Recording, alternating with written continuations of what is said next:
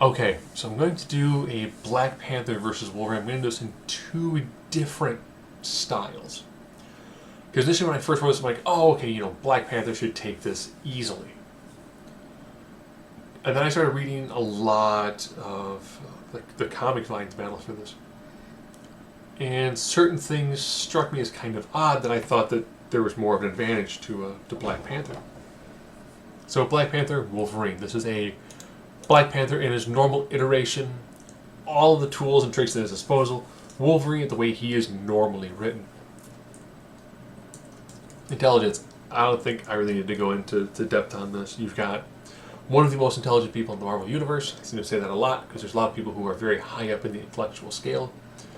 Wolverine is normally not someone who's known for his highly adept thinking. Okay. Relax. Relax. Wolverine is mentioned on numerous times that he's gotten sloppy over the years. This is why Wolverine gets attacked by multiple ninjas and is covered in his own blood.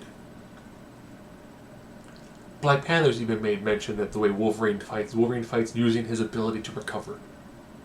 He's not fighting to dodge. He's not fighting to miss getting hit. His job is to get hit so he can hit you with that one big shot. He's okay with that. He's okay with taking, he's boxing. He's okay with taking the jab to hit you with the hook. He's okay to taking your shots to get you with the power shot. And that's not an incredibly good way of going about when it comes to a fight.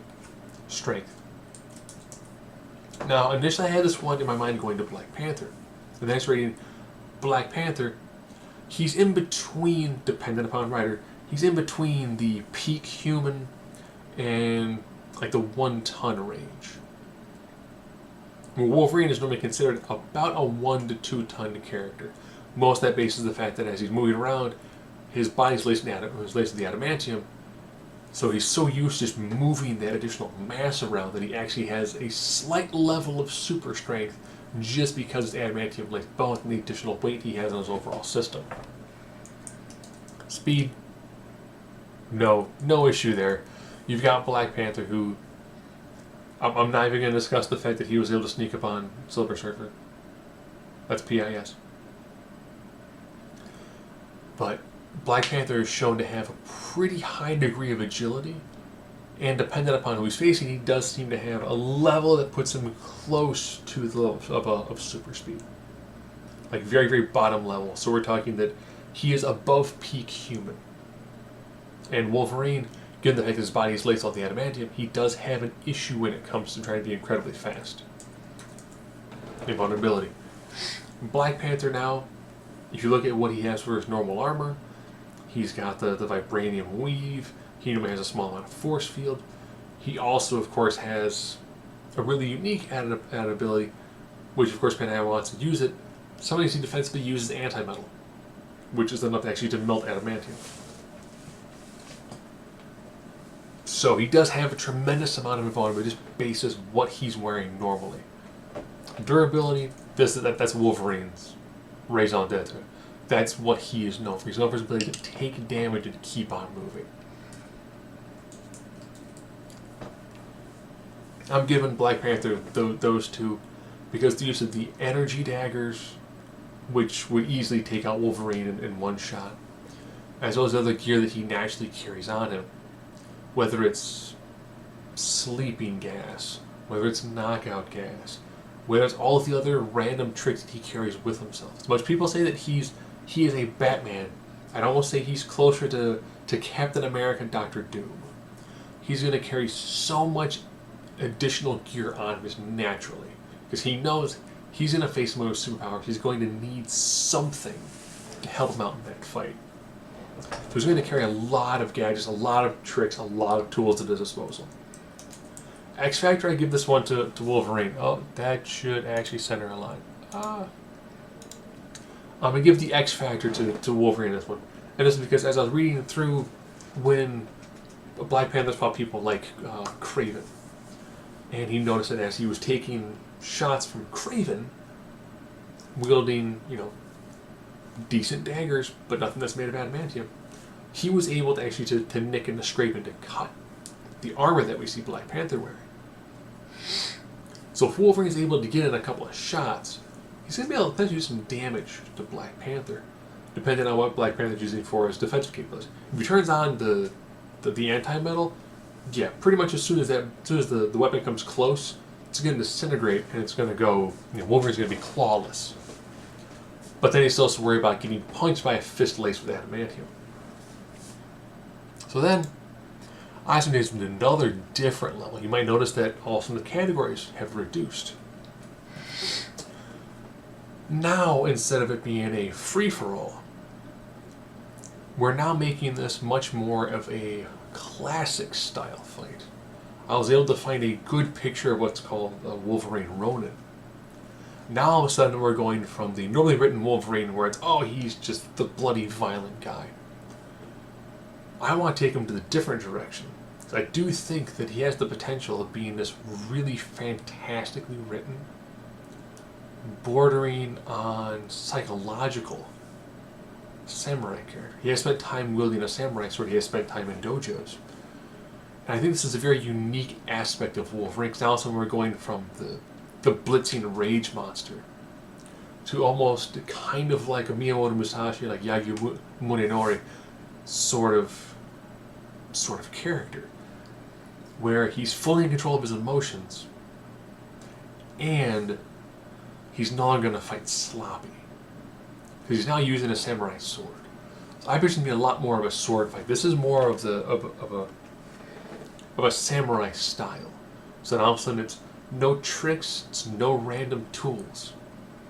It's just two people with swords doing a traditional style of combat. Intelligence? So these are Black Panther in this one. But I'm going to take this differently though. Give it to Wolverine. While both of these have a tremendous amount of experience and they both have learned a tremendous scale of martial arts, if Wolverine were to be able to focus all of that anger and aggression into a laser beam instead of a flamethrower,